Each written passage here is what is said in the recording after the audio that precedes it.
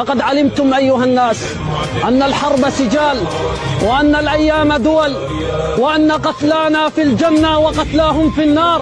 সামরিক শক্তি নিয়ে ভয়ঙ্কর দুশ্চিন্তায় পড়ে গেছে মধ্যপ্রাচ্যের কসাই বেনিয়ামিন নেতানিয়াহু। এভাবে নিষ্ঠুরতা চালিয়ে ইসরায়েল যে রক্ষা পাবে না তা স্পষ্ট করেই জানিয়ে দিয়েছে মিশর। আসসালামু আলাইকুম সম্মানিত দর্শক মণ্ডলী, গুরুত্বপূর্ণ কিছু ভিডিও আপনাদের মাঝে শেয়ার করতে যাচ্ছি, যে ভিডিওগুলো দেখলে রীতিমতো অবাক হবেন। আজকে জর্ডান এবং আমেরিকা এবং কি মুসলিম বিশ্বের অন্যতম রাষ্ট্র সৌদি আরব কেন, ইসলামী রাষ্ট্রদূত এবং রাষ্ট্রকর্ম নেতারা কেন হঠাৎ করে ইহুদিদের দালালি করা শুরু করে দিয়েছে, ইসরায়েলের পক্ষ নিচ্ছে, মুসলমানদের পাশে কেন দাঁড়াচ্ছে না, এবং মুসলমানদের যে করুণ অবস্থাটা এখন চলছে, ফিলিস্তিনবাসী শিশু সন্তানদের উপরে যে ভয়াবহ পাশবিক নির্যাতন করা চলছে, সেগুলো দেখলে আপনি চোখে অস্ত্র জয় রাখতে পারবেন না। আসুন দেখে আসি সম্পূর্ণ ভিডিওটি।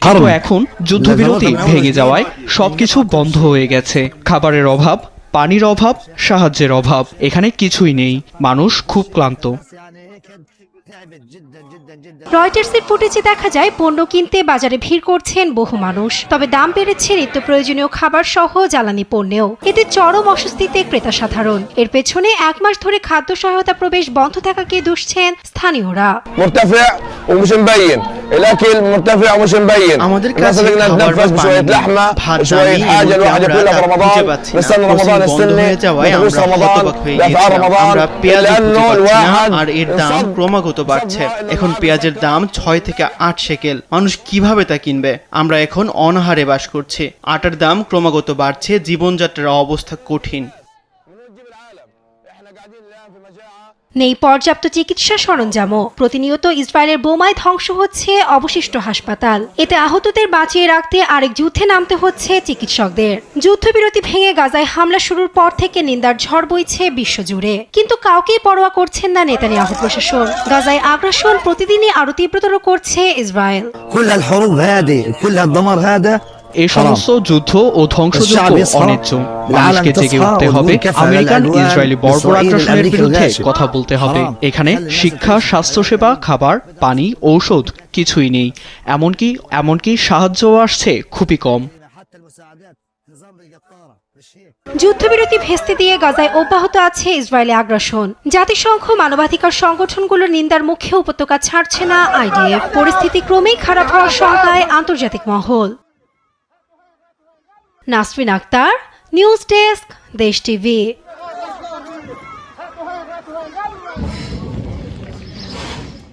ধ্বংসস্তূপের মাঝে জ্বলছে ধোঁয়ার কুণ্ডলী, পড়ে আছে আসবাব, বালিশ কাঁথা। এ চিহ্নই বলে দিচ্ছে কিছুক্ষণ আগে নারকীয় নৃশংসতায় মেতেছিল আইডিএফ। রোববার গাজার খান ইউনিসের একটি বাড়িতে বোমা হামলার শিকার হন বহু বাসিন্দা। এতে একদিনে গাজা জুড়ে ইসরায়েলি হামলায় প্রাণ হারান বহু ফিলিস্তিনি। রাত 11টা থেকে 1 নাগাড়ে বোমা পড়তে শুরু করে। এসব মানুষ শহীদ হয়েছেন। আমরা প্রাণ নিয়ে কোনো রকম পালিয়ে এসেছি। তারা আর কি চায়? সৃষ্টিকর্তা যেন তাদের কখনো ক্ষমা না করেন। কেন তারা সৃষ্টিকর্তাকে ভয় পায় না? আমাদের যথেষ্ট হয়েছে, আল্লাহর কসম যথেষ্ট হয়েছে। এদিকে অব্যাহত হামলার মধ্যে গাজার 2/3 এলাকাতে কঠোর বিধিনিষেধ আরোপ করেছে ইসরায়েল। এই তথ্য নিশ্চিত করেছে জাতিসংঘের মানবিক বিষয়ক সমন্বয় অফিস OCHA। বিশাল এলাকাতে চলাচলে নিষেধাজ্ঞা দিয়ে অথবা জোরপূর্বক বাস্তুচ্যুতির আদেশ জারি করে চলছে প্রহসনের নাটক। বিধিনিষেধের আওতাভুক্ত এলাকাগুলোর মধ্যে রয়েছে দক্ষিণ রাফার একটি বিশাল অংশ। গেল 31 মার্চ এলাকাটিতে ইসরায়েলি সেনাবাহিনী নতুন বাস্তুচ্যুতি আদেশ জারি করে। শুধু রাফাই নয়, কঠোর বিধিনিষেধের বেড়াজাল থেকে বাদ পড়েনি গাজা শহরের কিছু অঞ্চলও। ফলে রাফা ও গাজা শহর থেকে প্রতিদিনই জোরপূর্বক বাস্তুচ্যুত হতে হচ্ছে হাজার হাজার ফিলিস্তিনিকে। এদিকে যুদ্ধবিরতি ভেঙে গাজায় পুনরায় আক্রমণের সিদ্ধান্তে প্রধানমন্ত্রী বেনিয়ামিন নেতানিয়াহুর বিরুদ্ধে ধারাবাহিক বিক্ষোভ অব্যাহত রেখেছে তেল আবিব। শনিবার শহরের রাস্তায় বিক্ষোভে জড়ো হয় ক্ষুব্ধ জনতা। এ সময় হামাসের হাতে আটক সকল জিম্মিকে মুক্তি দেওয়ার জন্য সরকারের প্রতি আহ্বান জানান বিক্ষোভকারীরা। একই দিন নেতানিয়াহুর হাঙ্গেরি সফরের বিরুদ্ধে প্রতিবাদ জানায় বুদাপেস্টের বাসিন্দারাও। এদিকে সোমবার হোয়াইট হাউসে ট্রাম্পের সঙ্গে বৈঠকে বসছেন ইসরায়েলি প্রধানমন্ত্রী নেতানিয়াহু। এর আগে শেষ সফরের সময় ট্রাম্প বিশ্বকে হতবাক করে দিয়ে আমেরিকা গাজা দখল করবে বলে মন্তব্য করেন। এবারে সফরে নেতানিয়াহু গাজা ধ্বংস করার জন্য আরও সবুজ সংকেত পাবেন বলে আশঙ্কা ফিলিস্তিনিদের। নাসরিন আক্তার, নিউজ ডেস্ক, দেশ টিভি।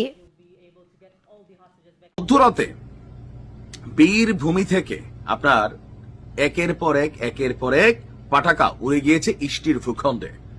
ইসটির সেনাবাহিনী বলছে যে বীরদের ছোড়া বেশিরভাগ পটাকাই তারা সফলভাবে প্রতিরোধ করেছে, তবে কিছু কিছু অংশ এবং এদের টুকরোগুলো আপনার এদের যে শহর আশকেলো, জ্ঞান ইয়াভন এবং বিভিন্ন জায়গায় এগুলো ছিটকে পড়েছে। এতে কিছু বাড়িঘর গাছগাছালি ক্ষতিগ্রস্ত হয়েছে, এটা এদের বক্তব্য। তবে যদি 2-4 দর্জন শেষ হয়ে যায়, ইসলি জীবনে স্বীকার করবেন আর আপনি বের করতে পারবেন না। ইসলির সংবাদ মাধ্যম হারেজের প্রতিবেদন বলছে আপনার এই পটাকার টুকরাগুলো বিভিন্ন জায়গায় ছড়িয়ে ছিটিয়ে পড়েছে, এমনকি যানবাহন ক্ষতিগ্রস্ত হয়েছে, 3 জন নাগরিক আপনার আহত হয়েছে, আহত না ওই পার এটাও জানি না। বর্তমানে আপনার ক্ষেপণাস্ত্রের বিস্তার এবং ক্ষয়ক্ষতির পরিমাণ নিয়ে বিস্তারিত তথ্য আলোচনা বা পর্যালোচনা চলছে।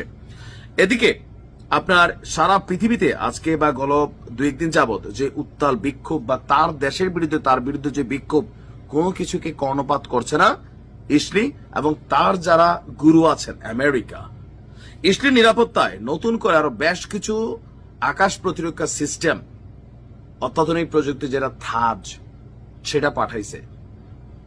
তবে আমাদের বীরদের হাতে আমি একটা জিনিস চিন্তা করি, এই লম্বা যুদ্ধের মধ্যে চারদিকে নাকাবন্দি। আপনি চিন্তা করেন, নাকাবন্দি মানে একটা মশারও ঢুকতে দেয় না, এরা বেরো হইতে দেয় না।